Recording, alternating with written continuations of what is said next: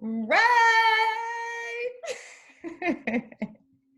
How are you? How are you?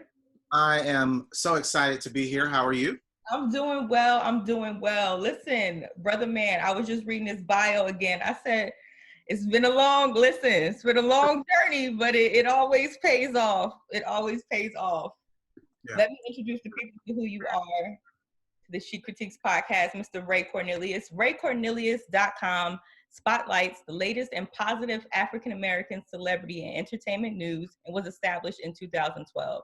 Since that time, Ray has interviewed some of the biggest and brightest names in television, film, music, theater, fashion, and pop culture. He has also covered such national award shows and festivals, including the BET Hip Hop Awards, Essence Festival, Bounce Trumpet Awards, Steve Harvey's Neighborhood Awards, BMI R&B and Hip Hop Awards, SCAD's ATV Fest, and Triumph Awards.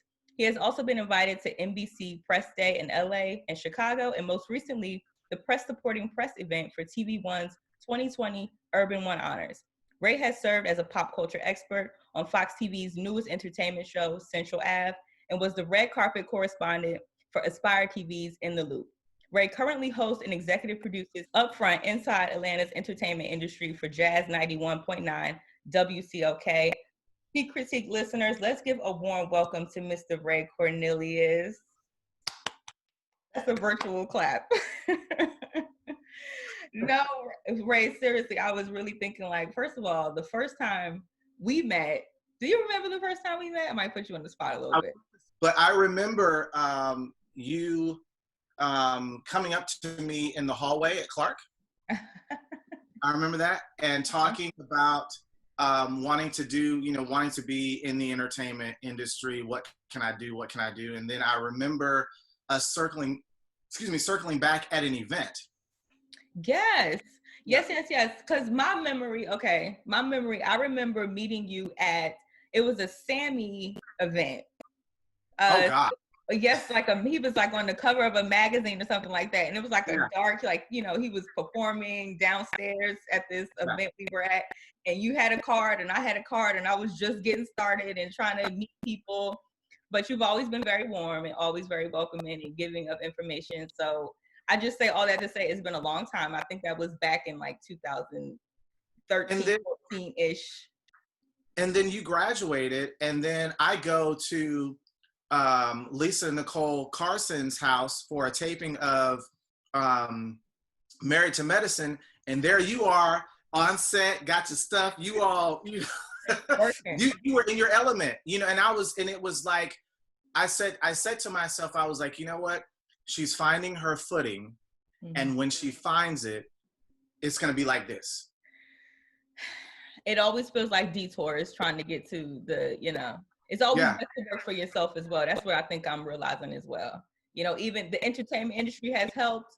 It's helped me build some bricks. It's given me some formulas for some things. And now I'm just applying it to build, what I want to do. And that's what I say about my my website, because if your listeners and viewers go to the website, it's been down. I started the website as you said in 2012, and this year marked the 8th year, and so 8 is the number of new beginnings. And so at this point, I have been shifting my energy towards content creation for television and film. I'm working on a documentary as we speak. So the entertainment reporting side of me is still there through the radio show, not so much on my website, because people don't really read anymore, unfortunately. And so what I found is that people enjoy video, they enjoy listening. And so that's why I started the radio show, because I felt like I could reach more people. I'm looking forward to everything that you have coming to you. It's always a pleasure to watch. So today we are here to talk about a classic film, The Wiz, right? Let me do a little bit of housekeeping.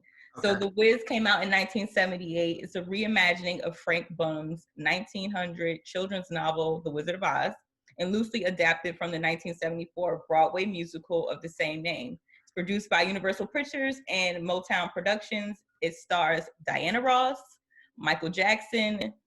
Let me rewind. It stars Diana Ross, Michael Jackson, Nipsey Russell, Ted Ross, Lena Horne, and Richard Pryor, and it made over 21 million in the box office. I just found that out. Okay. Right. Why do you think we fell in love, Black culture, Black people, we fell in love with The Wiz? Well, let me say this, because there's so much, I have so much history with this film. But let me say this first. By no means, the things that come out of my mouth are Bible. It is all through research and urban legend and hearing things there and people saying conversations here. So what is going to come out of my mouth is a culmination of research and just being a lover of the film. Is it Bible? Take it for what it's worth. But, I don't want somebody coming back and saying, well, he said, and that's, only opinions here, right. But my very first human memory as a kid and as a human being was 3 years old and my mother taking us to go see The Wiz. I remember being at a pool. My mother pulled us out of the pool and said, we're going to the movies later on. Let's, we got to get dressed. And I can see it now, us going to this theater in Orlando, Florida, and being totally mesmerized by what I saw on the big screen. And I really credit this film to my lifelong obsession that I've had with Diana Ross and with Michael Jackson, because there was so much love on that screen that it just, I felt it even at 3 years old. And so that story, The Wiz, The Wizard of Oz, has always been my favorite story. I think for Black people at that time, you have to keep in mind, there was, and I'm saying all this to kind of set up why we love this movie. First of all, you had this amazing story by L. Frank Baum that has always been a part of America's literary history. You had the book first, and then there were several, I want to say, Broadway performances of this Wizard of Oz story. Then there was a film that starred Shirley Temple, because at that time she was the big child star. They were always looking for projects for her, and of course everyone knew about this Wizard of Oz story. So that was one of your first films about this story. Right. Then of course there was the 1939 version with Judy Garland, and that's when it changed the game, because Technicolor was the new thing at that time. And so the Wizard of Oz, and here's a little secret if people did not know this, in the original Wizard of Oz story, Dorothy wore silver slippers. They did not want to do silver slippers for the Judy Garland version because of Technicolor. They felt that the silver slippers was not that wow, that pop. And so they changed them from silver to ruby. But in the original story, Dorothy is wearing silver slippers. Come on with these gems, dropping these gems. Okay. So that was, again, it was this whole idea of we're introducing this Technicolor, because at that time, most films were in black and white. So The Wizard of Oz, Gone with the Wind came out that year, and they were all in color. So everything was about color. That's why it's so vibrant. Everything was just so, And so you had this guy in the early 70s by the name of Ken Harper, who had this idea of, what if we urbanize or blackenize this all-American story? Because again, The Wizard of Oz was that thing that just, it was as American as apple pie. Right. And so we wanted our slice of the story. Right. And so he came up with this idea of, making it more black, more urban. He got with this amazing songwriter by the name of Charlie Smalls, and they came up with this idea called The Wiz. And so this let's get a close up of that. The Wiz. And so this story is actually closer to the book than The Wizard of Oz with Judy Garland, 1939 version. Okay. And so they tested the show out in Baltimore in 1974. As most productions at that time, they would test it in a smaller market before they take it to Broadway, because you got to keep in mind, Broadway is very expensive. You're talking about a daily production, a production that's 8 times a week. You've got costume designers, hair, makeup, the talent themselves. And you're not, casting, no names. You're casting some people with some names. So you've got to have that budget, marketing, all those types of things. Right. So the very first production took place in 1974 in Baltimore. It was a little shaky. The young lady who actually originated the role was not Stephanie Mills. Her name was Renee Harris. Mm-hmm. And the guy who originated the role of the Tin Man, Ben Harney, was actually, he originated the role of Curtis in Dreamgirls. I found that information out. So anyway, there was buzz about this production. And so Ken got the green light to bring it to Broadway. So whenever you're taking a production, and I've seen this happen here in Atlanta, where they've started something at the Alliance, you have an original cast, but then when you take it to Broadway, all of that can change. Yeah. And that's exactly what happened. The young lady, Renee Harris, became the understudy for the actress that would play Dorothy, and that eventually went to a very, very young, very impressionable, very super talented Stephanie. Yes. And so Stephanie, of course, was just this, she had Broadway experience. She was sort of the darling of New York City. Everybody kind of knew who this little girl was, kind of like a Quvenzhané Wallis, or imagine a Keke Palmer back in the day, when everybody was buzzing about who's this little talented little girl with this booming voice. And so you had her, you had Ted Ross, you had Mabel King, who was a very pretty well-known actress at that time. And the original director, again, changed from Baltimore once it got to New York. Geoffrey Holder became attached to the project. And Geoffrey Holder was a very well-respected dancer. He was married to Carmen de Lavalade. They had this history with Josephine Baker. So there was already this idea of, oh, wow, you've got Geoffrey Holder attached to this. Yeah, it's almost kind of like adding, I guess like maybe adding Diddy to a project. Geoffrey Holder was, he was this larger-than-life character. He was a Renaissance man, a dancer, an artist. And so he really came in and behind it. Yeah, I mean, he was the costume designer. He just really came in and just really just turned The Wiz around. The other thing about The Wiz was when the show did make it to Broadway, they were having problems selling tickets. Now, keep in mind, this is America, early 70s. We've just come out of the civil rights era. Right. Excuse me. So a very large-scale Black musical on Broadway was just unheard of. So this had to work. So Mr. Harper got with some very creative people, and they decided to get sponsors to help them market the show in a way that had never been marketed before. So they got commercials, they had radio ads, all kinds of stuff that really put The Wiz out there. And once they did that, and people saw, little Stephanie Mills, and they saw them silver slippers, and they saw, Eveline and Glinda, and it was like, oh my gosh, you got to go see this. And it really became this overnight sensation. Wow. So people are talking about The Wiz. It's almost like Hamilton, the Hamilton of the day. I was just about to say, I don't think we've ever seen another star-studded Black ensemble, all Black cast, front and back, in a long time. And I don't know if The Wiz was the last one, but I feel like I'm trying to comb through my Rolodex. It was The Wiz. The Wiz was the precursor to shows like Dreamgirls, which I have on my wall here behind me.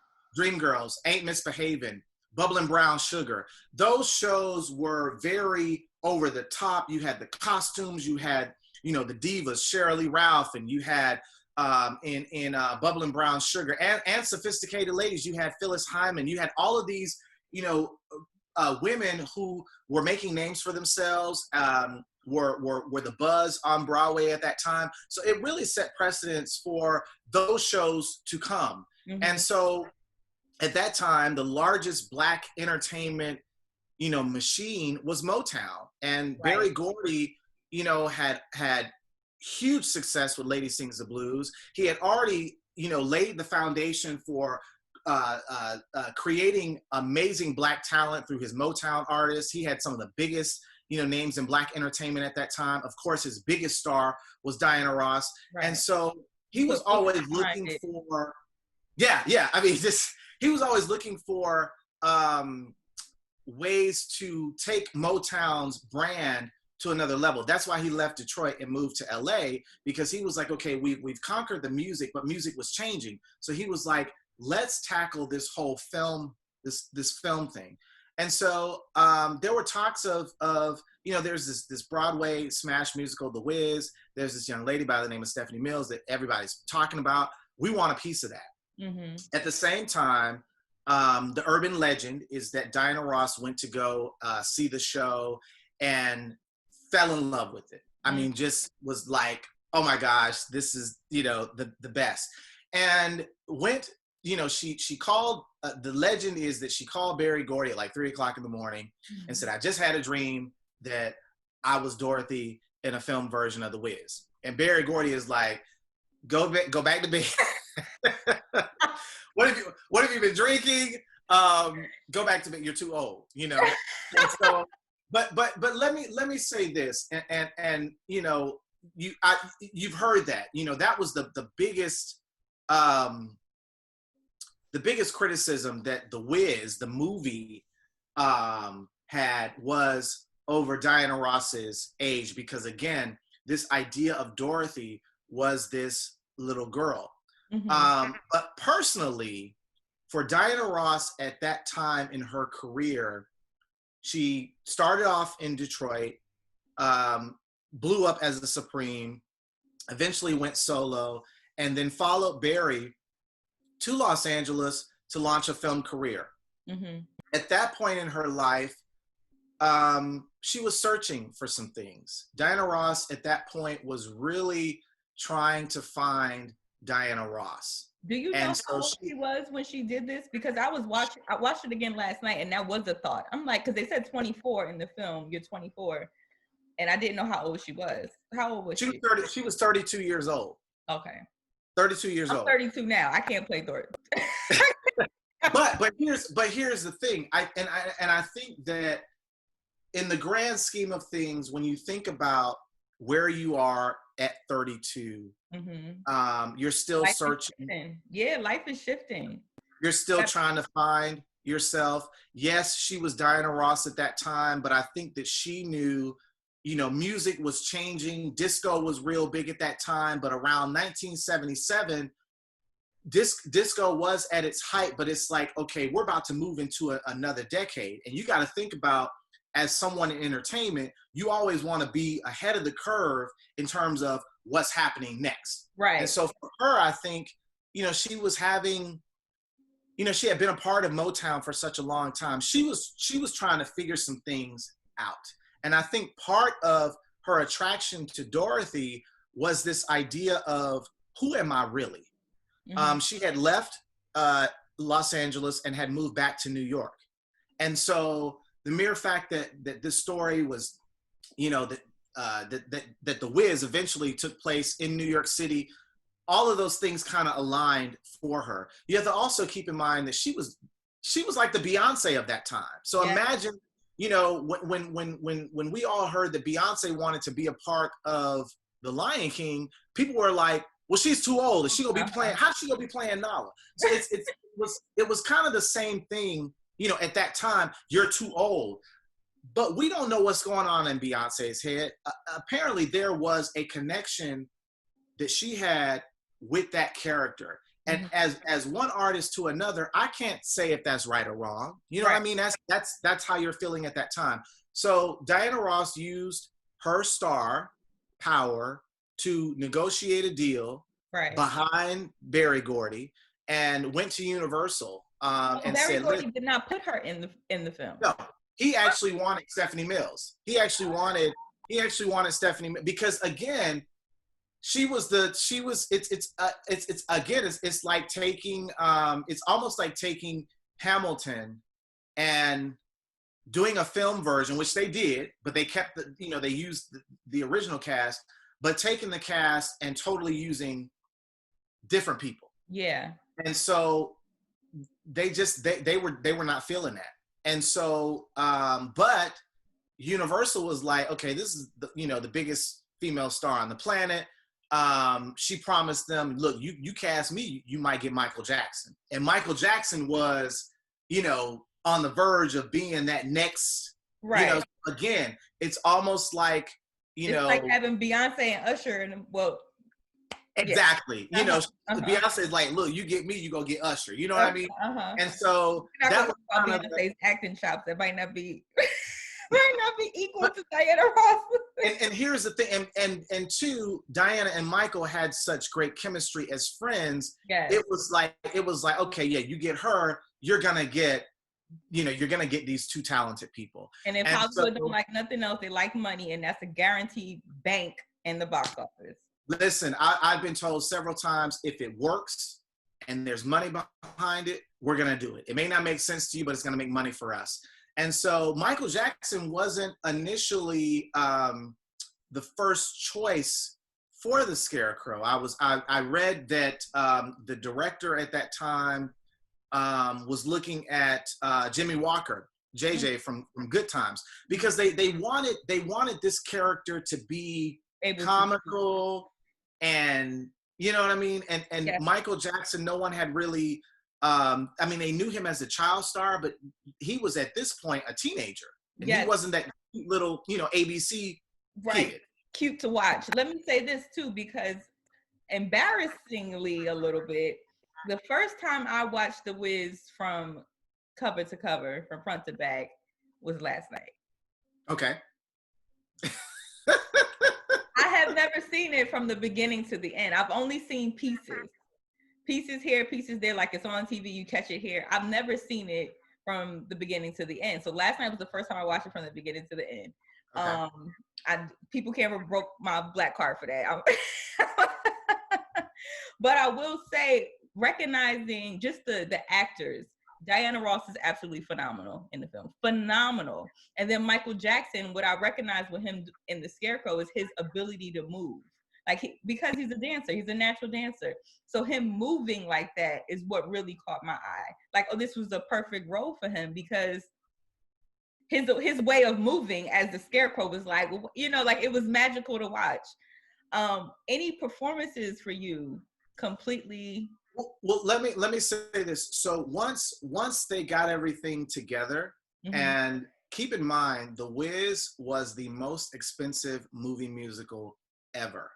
Wow. The whole idea of taking over New York City had never been done before. And when you go back and you look up the history of the locations where they shot this, the World Trade Center had just been built at that time. So that was the biggest marvel in New York City. And the fact that they used that as Emerald City was freaking amazing. Right. The costumes for that scene, the Emerald City scene, Oscar de la Renta, Halston, Ralph Lauren, those were the biggest fashion designers of that time. So a lot of money was spent, 600 dancers. Mm-hmm. Again, the different locations around New York City.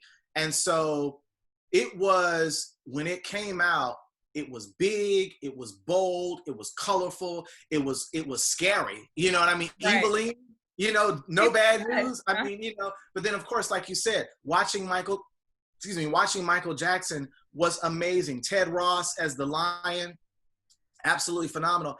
And Diana Ross proved that she had the vocal chops to sing those songs. Her version of Home was done in one take. That was one take. And that was the standard at that time. When Jennifer Holliday sung And I'm Telling You, one take. Come on now. Whitney Houston did the Star Spangled Banner, one take. So you couple all of that, and you have this huge dynamic musical. I've got so many favorite scenes from that movie. From oh my God, when they're in the subway, and he said, "My name is Fleetwood Coupe de Ville. Mama had high ideas." Um, another favorite scene is, of course, Michael Jackson's "You Can't Win," which was not the song that was performed in the musical.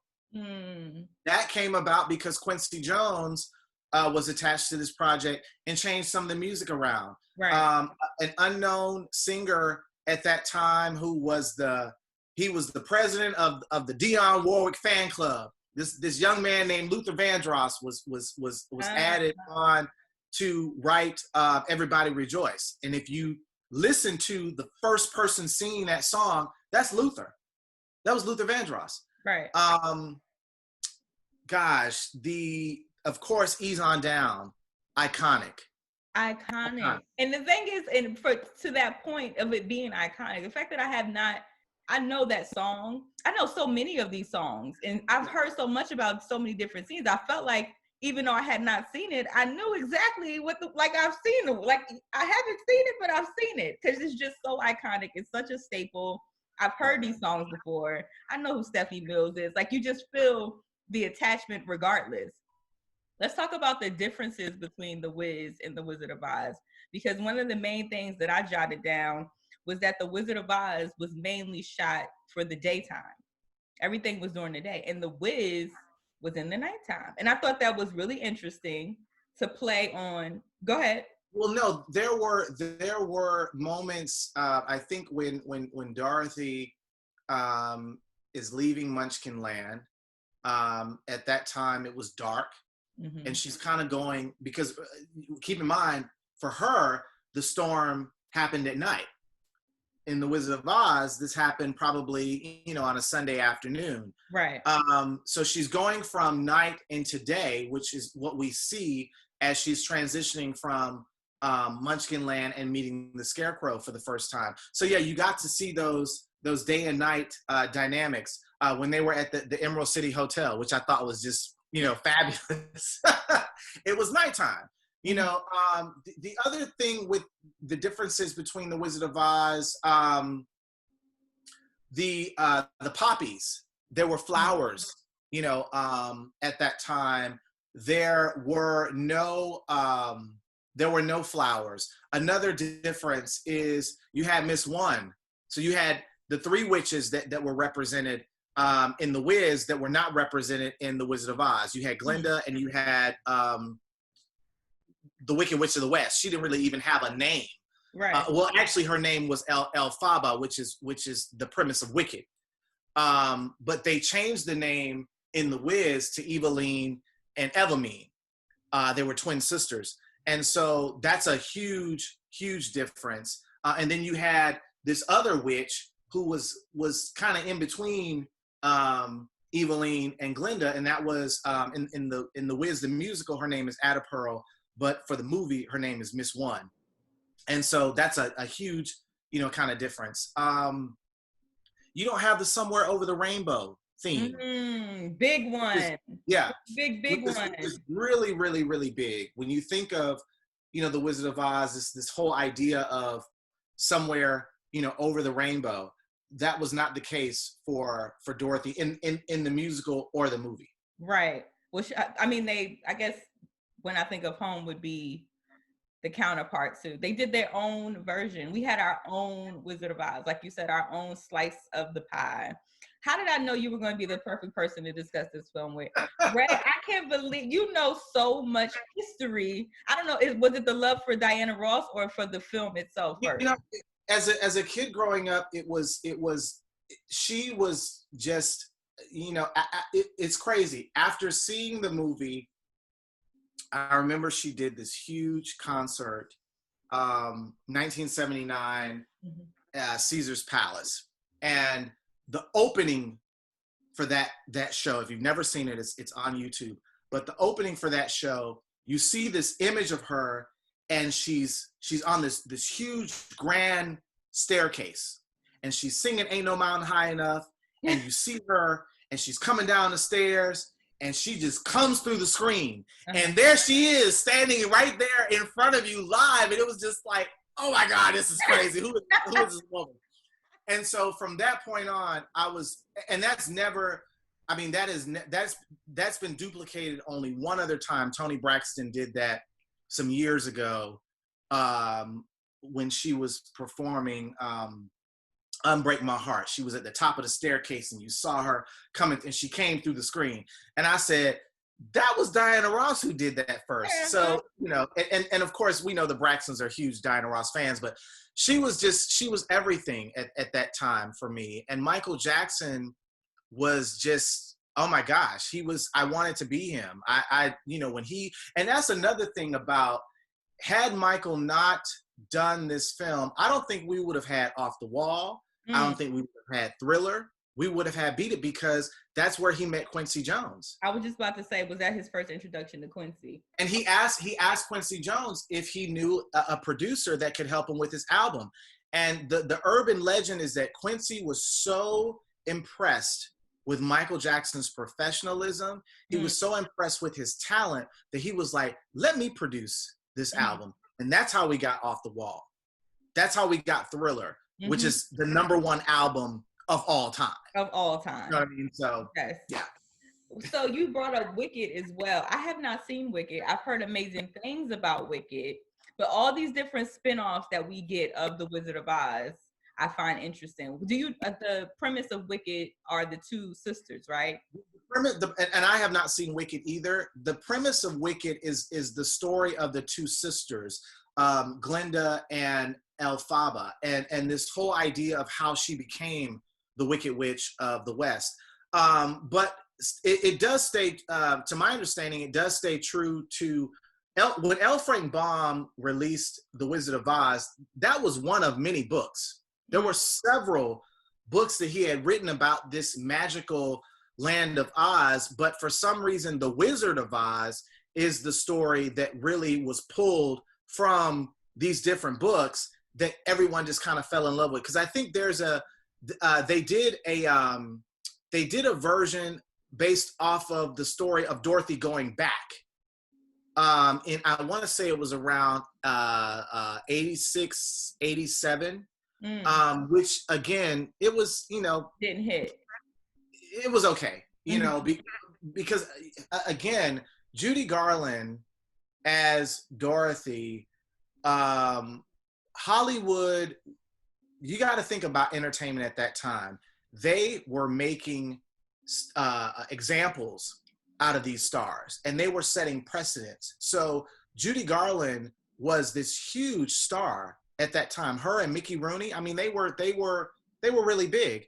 And so for her to play Dorothy and for everyone to fall in love with this story and the magic of the story and this whole idea of, you know, over the rainbow and there's no place like home and the magic being, you know, inside of you was huge. Yeah, yeah. Like I said, it was as American as apple pie. And so you're trying to come behind that. I think the producers of The Wiz, they had to create, in a sense, a new story, because there was no way that you could follow up to what had already been. And I really don't honestly think that they were trying to do that. That's why I think there were little nuances about The Wiz that were just, you know, that were important to Black culture. You know, little things in there, or the graffiti on the wall, or, you know, we're not gonna have the scarecrow's gonna be stuffed with newspaper, and, you know, like, which, you know, it was just so Black. It was Black, you know, Black. even when the Tin Man said, if you don't have STP, Crisco will do just fine. You know, it was yes, that there was little Black things like that we could all relate to. I just, you know, it was a big thing at that time.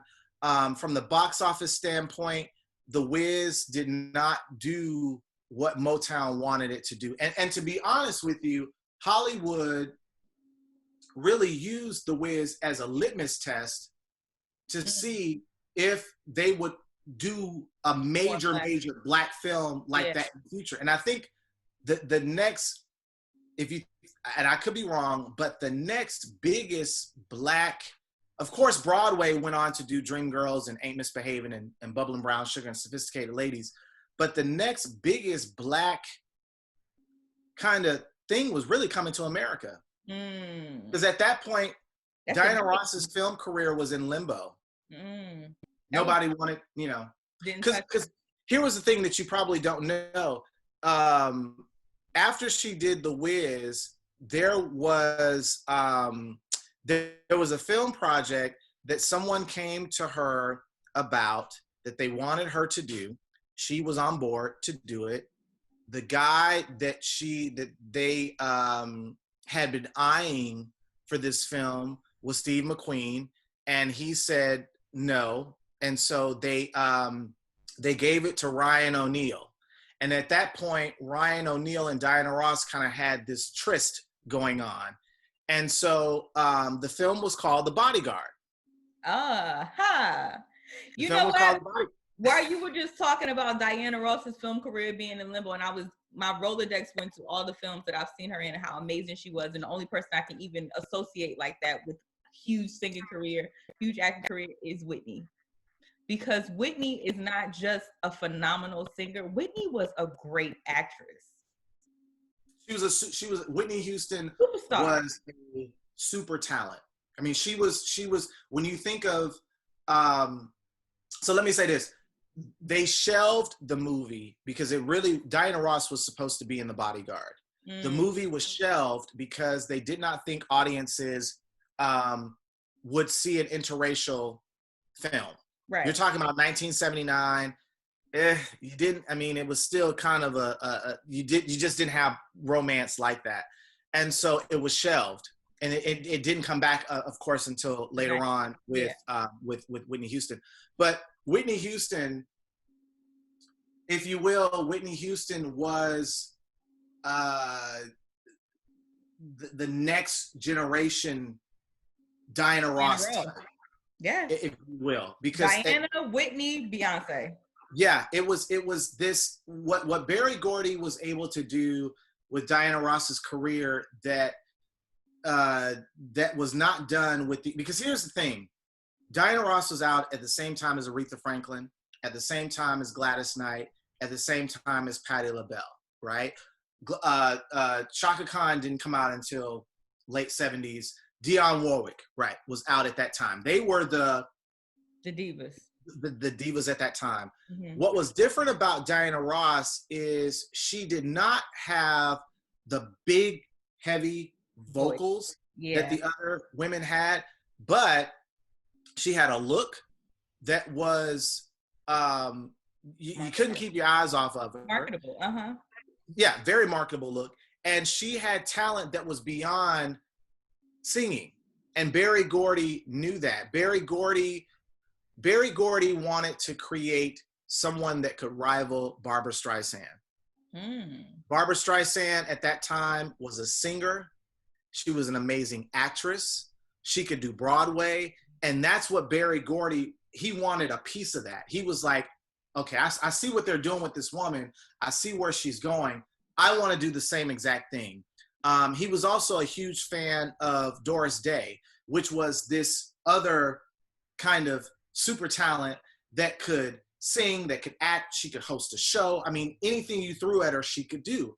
And so Berry Gordy wanted to create that type of star. And I think that as he looked at his talent, it was like, who do I have that is like that? Right. Closest to it. Yeah. It was Diana Ross. And so people liked her. Kids liked her. She had a very good fashion sense. I mean, Diana Ross went to school to be a fashion designer. So it was just there. Yeah. The chemistry was there. And so let's circle it back to this point as well, because I do feel like with The Wizard of Oz and The Wiz, with the, Scarecrow not having a brain, with the Tin Man not having a heart, and the Lion no courage, and ultimately finding out that it's within themselves. What are some takeaways that we get from this film?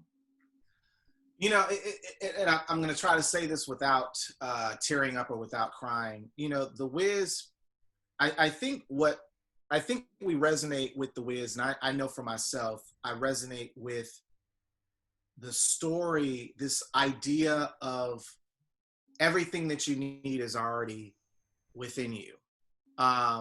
Every desire, every dream, every hope that you have for yourself and for your life is already there. I think when you look back at the life of L. Frank Baum, he was a very spiritual man, because The Wiz is the Wizard of Oz story. Those characters are really attributes of Dorothy. Right. Her you know, the wisdom, her brain, this belief that I don't have what I'm lacking something when you actually have it. Right. The idea of not having a heart, not having enough capacity to love or to feel when we do. And then the courage of being afraid of the things that life can throw at you, stepping out. One of the scenes that I tend to gravitate towards in the film is at the end when she's talking to the Wiz himself, where she says, you know, I don't know what's in you, but there's a whole world out there, and you have to begin by letting people see who you really are. You know, the script to The Wiz was heavily influenced by EST. EST was a movement in the 70s about self-empowerment, if you will. Okay. And it kind of pissed a lot of folks off because they were like, you know, you're spewing all this self-help stuff in this film and it's garbage. But and I don't know if you've seen this recent video of Diana talking about positive thinking and the power of positive thinking. It's a video that's been circulating on Instagram that everybody's just like, oh my gosh, you know, and I'm like, y'all are late. She's been on this. She's been doing that. But that whole idea of the power being inside of you, at that time was considered crazy. But when you think about it now, it's very, very true. And to me, it's very scriptural in that if you're a believer of Jesus Christ, if you're a believer of God and him dwelling and living inside of you, yes, whatever power he possesses is now inside of you. And it's in there for you to, you know, Bishop Jakes has often talked about a message of what's in your hands, right? What is it that God has already put in your hands that you're overlooking that is a gold mine, that could be your door to, you know, financial stability or deliverance or whatever it is you need in your life? It's already in you. It's already there. Yes. It's got to be cultivated. And so I think as I've grown, the message of believing yourself, loving yourself, knowing that it's already there in you, that shit is important and is real. Excuse my French. No, it's encouraged. It's real. Yes. To your point, I just said something recently about the only thing right now that has changed for me is that I'm recognizing the opportunities. They've always been there, but it's just like, oh, that's an opportunity. Oh, this is an opportunity. Because when you're focused on what the end goal should look like, if you miss the opportunities going by you, like they say the saying of like, you'll ask God for something and you'll ask him for a cake and he'll give you the batter and the eggs. And you like, I wanted a cake. So if you're not recognizing that he's always giving the opportunity, you got to put one foot in front of the other and keep it moving. And then you'll start to see the puzzle come together. And it's like, oh, okay. Like, so now recognizing the opportunities is half the battle of receiving the blessing. Absolutely. And you know, again, I want to go back to, you know, why Diana took this role at 32. I think she was experiencing all of what we're talking about. And it's, to me, the evidence is they shot this movie in 1977. It came out in 1978. She left Motown in 1980. And that was the whole premise of I'm Coming Out. The Boss, which was her album prior to I'm Coming Out. Diana Ross, in that womanhood. She wanted to be in control of her career. She wanted to be in control of her destiny. And I think prior to that, there was this period of searching. I honestly believe that is why she wanted to do this film. She had, again, just moved back to New York City. She was recently divorced at that time. She had these 3 little girls. You know, so imagine at your age with three babies, and you're trying to move your career, and it's just like, who am I? What am I doing? I've been told to go here, and I got to do this. Because as an artist, you're not in control of your career, right? And I think that she was at that point. She was ready to be in charge of herself, and so I think she was trying to find herself, and that was the connection, and for that, I give her a pass. For that, I say, let her do the movie. I love that. Ray, we're going to end it off on, well, I want to know what you're doing, what you have coming up next, but we're in a very, the time that we're filming this right now is, the president-elect has been voted to Mr. Joe Biden and Kamala Harris as the vice president-elect. And I just want to know where you are mentally, spiritually, emotionally about all of that. Let me say this, because I posted something yesterday, and I this election was the very first election that I have been emotionally attached to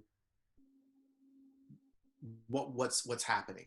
When Barack Obama became president in 2008, to me, that was a moment for Black people, for our ancestors. It was a dream fulfilled. It was a moment in time that at that time we as a country needed to see that. We needed to see a Black man elevated to the highest position in this country. I cried. I remember being at a friend. I know exactly where I was and exactly what I was doing the night that he was elected. I remember calling my mother. She was crying. I mean, it was very, it was a very emotional time. Fast forward to where we are now, and the fact that we went through 2 terms with Barack and Michelle Obama leading this country. There was such a spirit of togetherness. Yet you had people who I think felt that by Barack being Black, that there were certain things that were supposed to change in the African American community, and I just think that's a distorted way or view of looking at that. Was everything going to change for Black people? Absolutely not. Right. Is everything going to change for us now with Joe Biden being in the office? Right. Absolutely not. And look at them as saviors. We can't. Yeah. So for me, it was, you had, who was elected and who's been running this country for the last 4 years. It's been so much that we've experienced over this time affecting African-American community, especially African-American men. And then we come into 2020 and we're hit with this pandemic, right? Which has turned the world and everything that we know upside down. Upside down. Right. But here's the magic of the coronavirus and what I feel that years from now, our view of 2020 will change. What the coronavirus has done is it's revealed the hearts of people. It's revealed true motives. It's revealed how we see ourselves, how we see our neighbor, how we see our family. It has revealed hidden agendas. It's revealed a lot. And so I honestly believe Joe Biden would not have won the election had coronavirus not hit. So God knew he had to send a plague. We need to reveal the hearts of people in order for us to really see what was going on. So you couple that with everything that we've gone through, And this idea of this is the most important election of our lifetime because democracy, the foundation upon which our country stands, was at risk.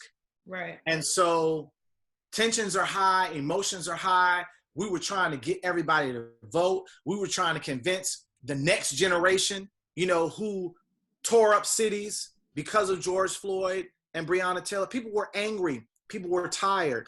But this idea of we got to vote because that's where the change is going to come, that was in all of our mouths. And so for me, the last couple of days were very emotional. Mm-hmm. When I woke up, what was that? Yesterday? No, what's today? Sunday? When I woke up, we got the news, what, Saturday? Yeah, yesterday. That he was ahead. Or that he got the elect yesterday. That was Friday. I woke up excited. I had posted images of Brand New Day because that was the song that was in my head.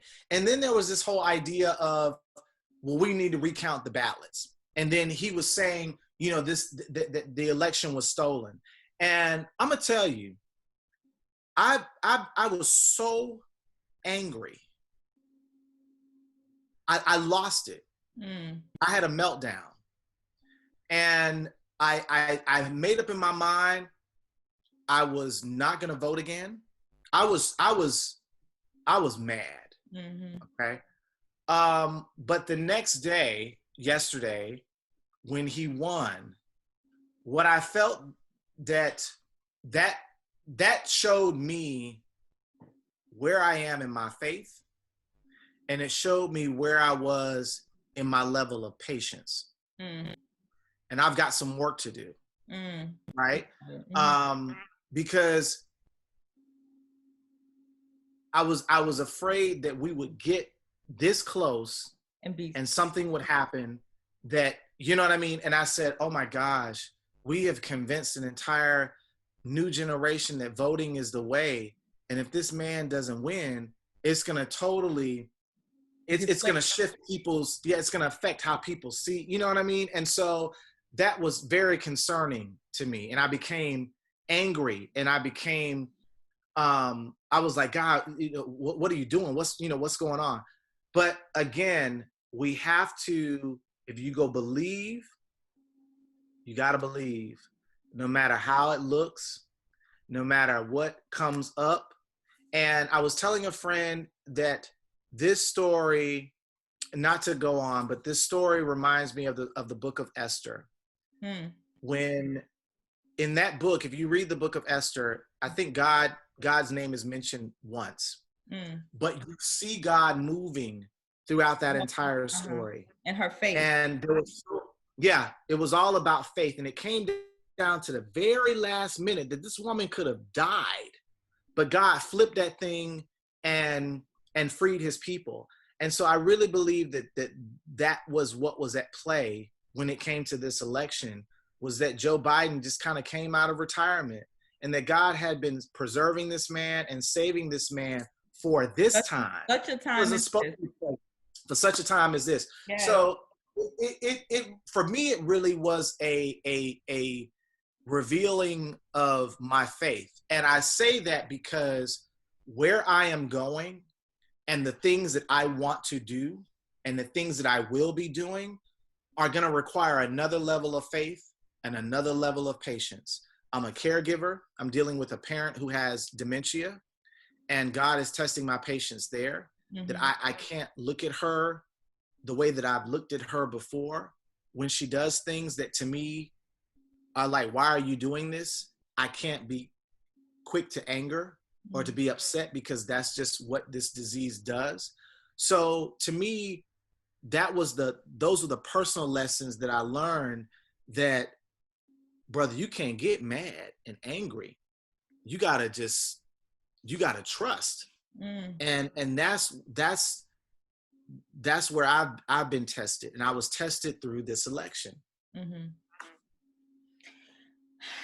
Listen, because that was a word for me on this Sunday morning. Okay, a whole word. That's why I was letting you give it to him, because if I needed to hear it, somebody else needed to hear it too. Thank you for that. Thank you for sharing and being open too. what do you have coming up next, Mr. Ray Cornelius? How can we follow you and support you? So right now, my show Upfront airs every Saturday morning at WCLK 91.9. If you do not live in the Atlanta area, you can always tune in on WCLK.com. I am looking forward to 2021 and taking that show to another level. I can't say right now what that is, but just know that I'm looking to take that to another level. I'm currently working on a documentary, which I cannot talk about. I'm not at liberty to reveal what that is. You're gonna definitely come back on here, and we're gonna talk about it. but to me, it's being in this position that we're in as film critics, as media personalities, we talk to a lot of people, and the one thing that I learned in talking to a lot of actors and seeing for myself is this need for content and a need for a variety of stories. It angers me when I see that they're remaking a movie because the movie was successful at that time for those reasons, which are totally different in what we're experiencing right now as people in 2020 and going into 2021. And so I feel like as Black people, we don't need to redo The Wiz. We don't need to redo The Color Purple or Dreamgirls, all of these iconic films. We've got so many other stories out there and so many amazing people that we've not even, talked about, that I feel like it's time. I'm 45 years old, a Gen Xer, and I feel like Gen Xers are the most important people on the planet right now because we're the bridge between the boomers and the millennials and the Gen Zers. And so we hold the key to being that bridge between the generations. So my next goal, or my goal moving forward, is to be able to connect those dots. And that's going to be through stories. So stories that are generational, stories that everybody in the family can sit around and watch and enjoy and take away. And I think that's really important because I feel like a lot of the past, the Gen Zers and the millennials aren't really interested. And I feel like they're missing out because there are so many nuggets and jewels that are directly connected to what's happening right now. That if you know what happened before you'll be able to deal with what's happening right now. Yes. Mr. Cornelius, I support you 100%. If you're looking for a producer, you let me know too. But I'll support you. I'll be looking forward to whatever you have coming up next. I hope you can come back on and talk about that, whatever the document. I think I understand where you're going with what you're going with. So it sounds amazing. Thank you again. I appreciate you coming on.